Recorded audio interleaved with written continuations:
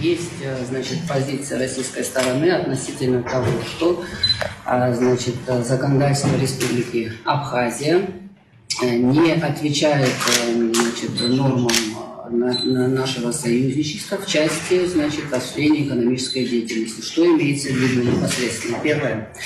В законодательстве Российской Федерации есть норма, она была внесена в 2022 году, которая предусматривает, что экскурсионную деятельность на территории Российской Федерации могут осуществлять только граждане Российской Федерации, ну, естественно, прошедшие соответствующую аккредитацию, если иное не предусмотрено международным договором.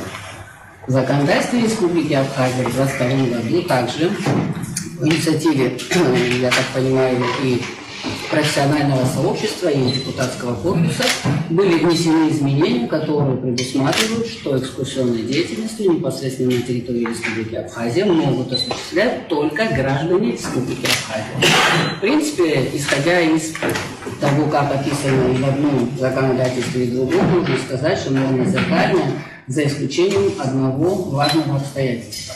Граждане Республики Абхазия также являются в основной своей части гражданами Российской Федерации.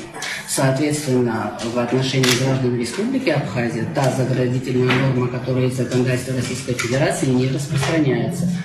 Правильно Дмитрий здесь озвучил, что при этом есть одно условие, что граждане Республики Абхазия, имеющие гражданство Российской Федерации, могут быть допущены для проведения аттестации, но осуществлять свою деятельность могут только непосредственно по месту регистрации. Ситуации в рамках международного договора, соответственно, межправительственного соглашения о регулировании конкретно деятельности видов перевозчиков, которые осуществляют перевозку пассажиров, экскурсионную деятельность на автотранспортном средстве вместимостью менее 9 мест. Значит, в данном случае что дает данное межправсоглашение? Данное межправсоглашение может, в частности, определить, значит, требования и условия, которые могут быть использованы применительно к гражданам Российской Федерации, которые хотят осуществлять такую деятельность на территории Республики Абхазия.